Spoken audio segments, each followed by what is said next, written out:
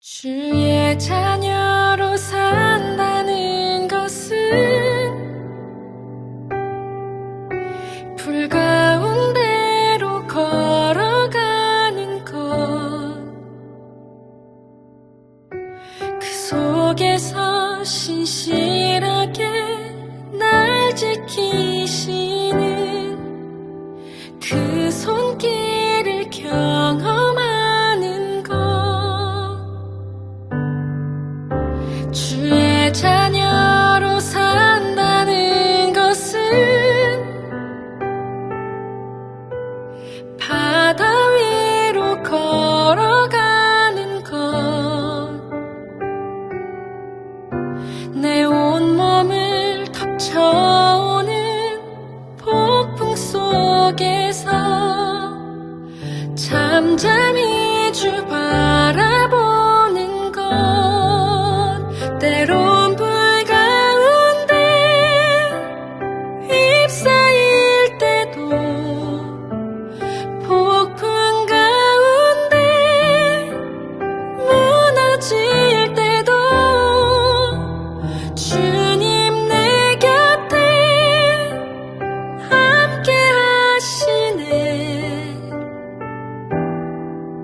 가장 가까이에 함께 하시네.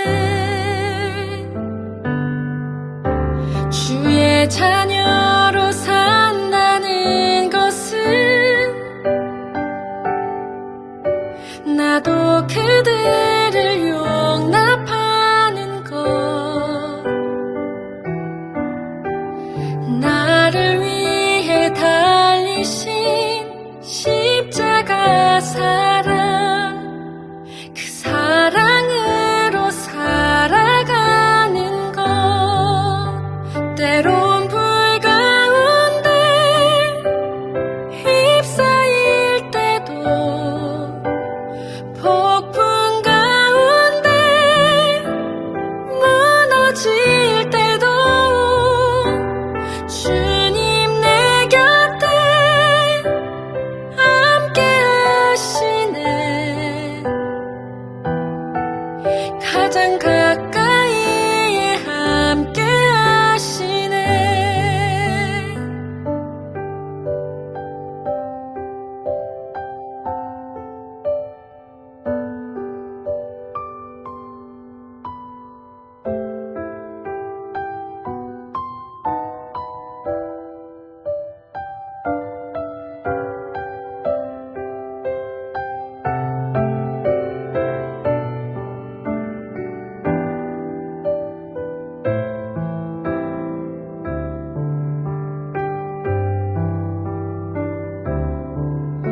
주의 자녀로 산다는 것은 주님과 함께 동행하는 것, 주께서 지신 십자가 기꺼이 지고 주와 함께 걸어가는 것, 주께서 지신 십자가 기꺼이 지고 주님과 함께 동행하는 것.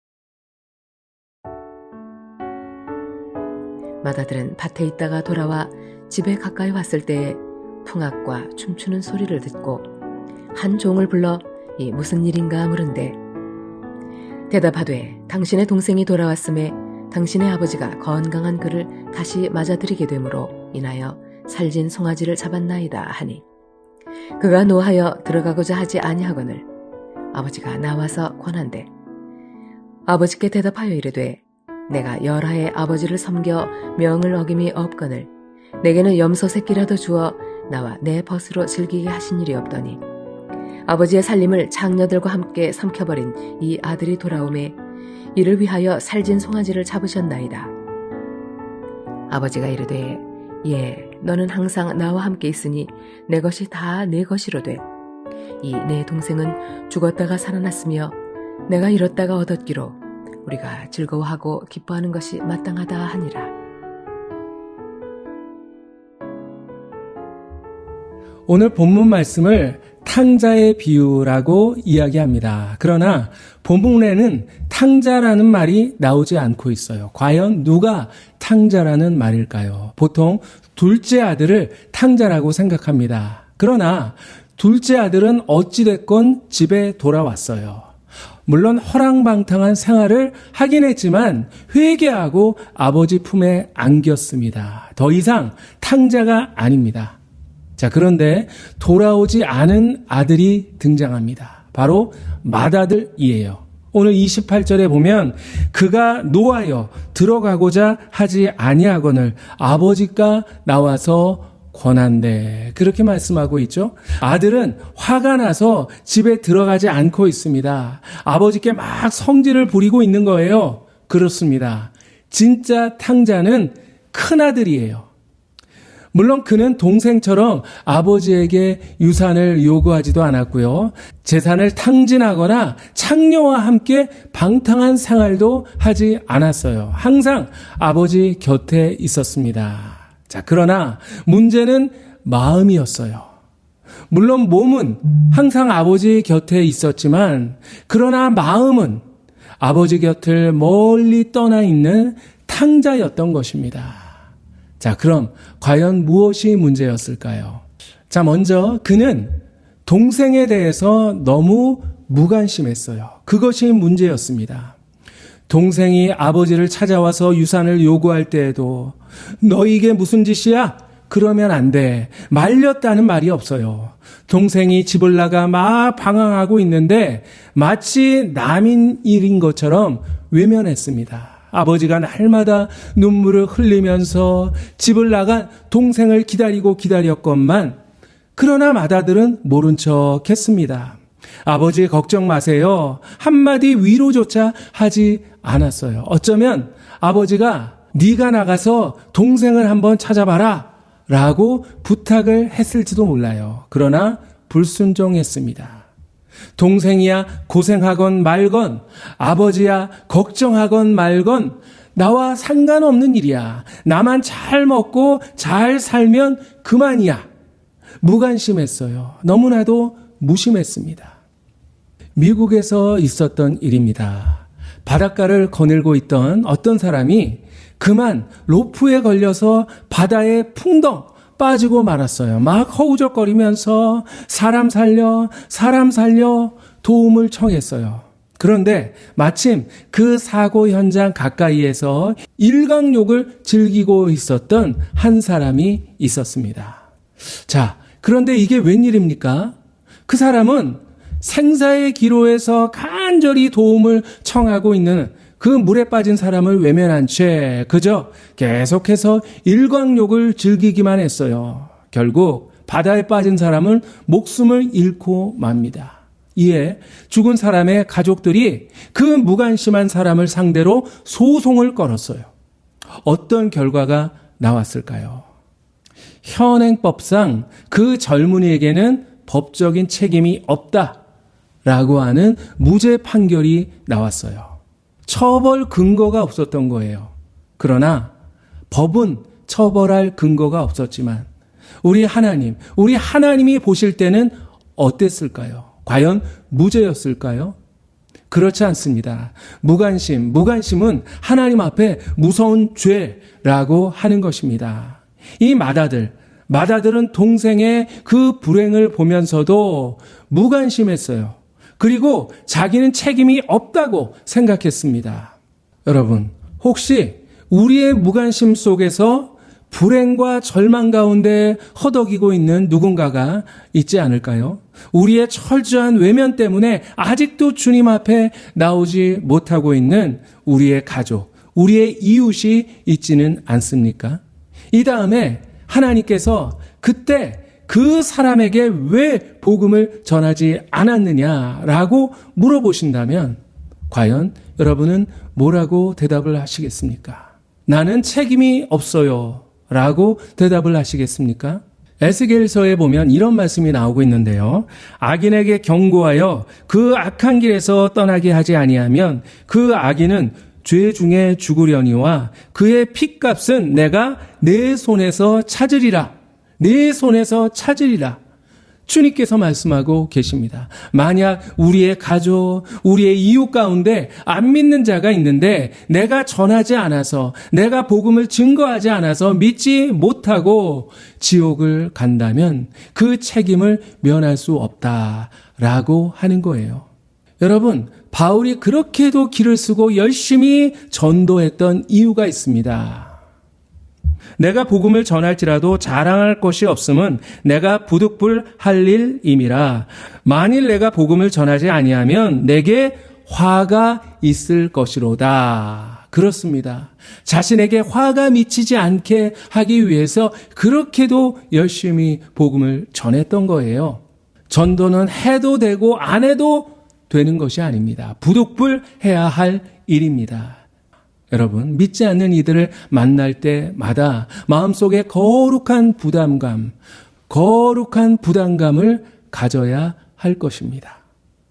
마다들의 또 한 가지 잘못이 있어요. 동생이 돌아왔을 때 함께 기뻐하지 않았다라고 하는 것이죠. 아버지가 그토록 간절히 기다리던 동생이 돌아왔어요.